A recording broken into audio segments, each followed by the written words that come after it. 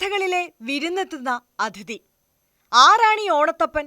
വാമനനോ അതോ മഹാബലിയോ? അറിയാം. ഓണാഘോഷങ്ങളിൽ പൂക്കളത്തിനടുത്ത് തന്നെ നിർത്തിയിരിക്കുന്ന ഓണത്തപ്പന്റെ രൂപം നമുക്കൊക്കെ പരിചിതമാണെങ്കിലും അതിന് പിന്നിലെ കഥകളും ഐതിഹ്യങ്ങളും അറിയുന്നവർ കുറവാണ്. ഓണത്തിന് ഓണത്തപ്പനെ വെക്കുന്നതിന് പിന്നിൽ വിശ്വാസങ്ങൾ ഏറെയുണ്ട്. പൂക്കളം തയ്യാറാക്കുന്നത് തന്നെ ഓണത്തപ്പനെ വരവേൽക്കുക എന്ന ലക്ഷ്യത്തിലാണ് എന്നാണ് വിശ്വസിക്കപ്പെടുന്നത്. ഓണത്തപ്പനെക്കുറിച്ചും അതുമായി ബന്ധപ്പെട്ടുള്ള ഓണവിശ്വാസങ്ങളെക്കുറിച്ചും നോക്കാം.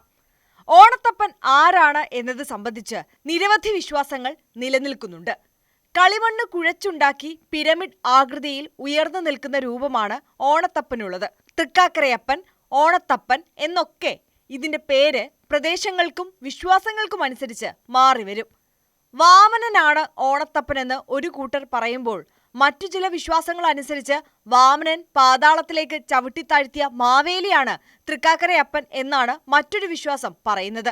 തൃക്കാക്കരയപ്പനുമായി ബന്ധപ്പെട്ട് തൃക്കാക്കര പ്രദേശങ്ങളിൽ നിലനിൽക്കുന്ന ഒരു വിശ്വാസം കൂടിയുണ്ട്. തൃക്കാക്കരയിൽ ഉത്സവത്തിന് വരാൻ സാധിക്കാത്തവർ വീടുകളിൽ തൃക്കാക്കരയപ്പനെ പ്രതിഷ്ഠിച്ച് ആഘോഷം നടത്തണമെന്നുണ്ടായിരുന്നു അത്രേ അക്കാലത്ത്. അവർക്കായാണ് തൃക്കാക്കരയപ്പന്റെ രൂപം ഓണപ്പൂക്കളത്തിനടുത്ത് പ്രതിഷ്ഠിക്കാനായി നിർമ്മിച്ചത്. വളരെ വ്യത്യസ്തമാണ് ഓണത്തപ്പന്റെ രൂപവും നിർമ്മിതിയും. സാധാരണയായി ഉത്രാടം നാൾ എത്തുന്നതിന് മുൻപേ തന്നെ ഓണത്തപ്പനെ അഥവാ തൃക്കാക്കരയപ്പനെ ഉണ്ടാക്കി വെക്കാറുണ്ട്. കളിമണ്ണ് നല്ലപോലെ പദം വരുത്തി കുഴച്ചാണ് ഓണത്തപ്പനെ നിർമ്മിക്കുന്നത്. നിറം വരുവാനായി ഇഷ്ടികപ്പൊടിയും ചിലയിടങ്ങളിൽ ചേർക്കുന്നുണ്ട്. സാധാരണയായി ഉത്രാടം ദിനത്തിൽ പൂക്കളത്തിന് സമീപം നാക്കിലയിൽ 5 ഓണത്തപ്പന്റെ രൂപങ്ങൾ വെക്കുന്നതാണ് പതിവ്. അതിൽ തന്നെ നടുവിൽ വലിയ തൃക്കാക്കരയപ്പനും ഇരുവശങ്ങളിലും താരതമ്യേന ചെറുതുമായ രൂപങ്ങളുമായിരിക്കും വെക്കുക. ഇത് കൂടാതെ ഈ രൂപങ്ങളെ അലങ്കരിക്കുന്ന പതിവുമുണ്ട്. കൃഷ്ണകിരീടം, ചെമ്പരത്തി, ചെണ്ടുമല്ലി, തുമ്പ തുടങ്ങിയ നാടൻ പൂക്കളാണ് ഇതിനായി ഉപയോഗിക്കുന്നത്. 5-ാം ഓണ ദിവസം വരെ തൃക്കാക്കരയപ്പനെ ഇങ്ങനെ വെക്കും. ഈ ദിവസങ്ങളിൽ പ്രത്യേക നിവേദ്യവും പൂജകളും ഉണ്ടായിരിക്കുകയും ചെയ്യും. ഓണത്തപ്പനെ ഇങ്ങനെ വെക്കുന്നതിന് ചില സ്ഥലങ്ങളിൽ മാതേരി വെക്കുക എന്നാണ് പറയുന്നത്. ഇത് സംബന്ധിച്ച മറ്റൊരു വിശ്വാസം പെരുമാളുമായി ബന്ധപ്പെട്ടതാണ്.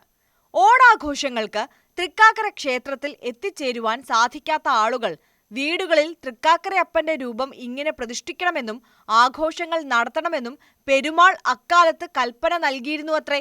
ഇതാണ് ഇത്തരത്തിലുള്ള ഒരു ആചാരത്തിന് പിന്നിലുള്ള ഐതിഹ്യമെന്നാണ് വിശ്വസിക്കപ്പെടുന്നത്. ദക്ഷിണായന കാലത്ത് പിതൃപക്ഷത്തിൽ ഉത്സവം നടക്കുന്ന അത്യപൂർവമായ ക്ഷേത്രങ്ങളിലൊന്നാണ് തൃക്കാക്കര. ഇവിടെ വാമനമൂർത്തി സങ്കല്പത്തിലുള്ള മഹാവിഷ്ണുവാണ് പ്രതിഷ്ഠ. ബലിയുടെ ദർപ്പം ശമിപ്പിക്കാൻ അവതരിച്ചതാണ് വാമനൻ. എപ്പോഴാണ് തന്റെ അഹന്ത വെടിഞ്ഞ് ബലി വാമനന് മുന്നിൽ ശിരസ് നമിച്ചത് അപ്പോൾ മാത്രമാണ് മഹാബലിയായത്. അസുരഗുരുവായ ശുക്രാചാര്യരുടെ വിശ്വജിത്ത് യാഗത്തിലൂടെ കരുത്തനായ ബലിയുടെ നേതൃത്വത്തിൽ ദേവലോകം ഉൾപ്പെടെയുള്ള ത്രിലോകങ്ങൾ ആക്രമിച്ച് കീഴടക്കി. സ്വർഗത്തിൽ നിന്നും ദേവന്മാരെ തുരത്തി ബലി അവിടെ ഇന്ദ്രസിംഹാസനത്തിലിരുന്നു. നിഷ്കാസിതരായ ദേവന്മാർ ഭഗവാൻ വിഷ്ണുവിനെ ശരണം പ്രാപിക്കുകയും തങ്ങളുടെ സ്ഥലം വീണ്ടെടുക്കാൻ സഹായം അഭ്യർത്ഥിക്കുകയും ചെയ്തു. തന്റെ ഭക്തനായ ബലിക്കെതിരെ നേരിട്ട് നടപടി സ്വീകരിക്കാൻ തയ്യാറല്ലാതിരുന്ന വിഷ്ണു ദേവമാതാവായ അതിഥിയുടെ മകനായി ജനിച്ച് സങ്കടം തീർത്തു തരാമെന്ന് ഉറപ്പു നൽകി. അങ്ങനെയാണ് വാമനാവതാര പിറവി.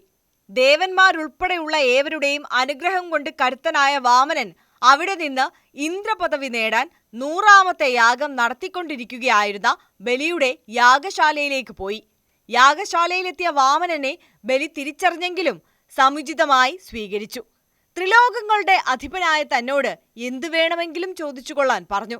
തപസ് ചെയ്യാൻ 3 അടി മണ്ണ് മാത്രം മതിയെന്ന് പറഞ്ഞ വാമനനെ ബലി കളിയാക്കുന്നുമുണ്ട്. പക്ഷേ അപകടം മണത്ത അസുരഗുരു ശുക്രാചാര്യർ ദാനം നൽകുന്നതിൽ നിന്നും ബലിയെ തടഞ്ഞു.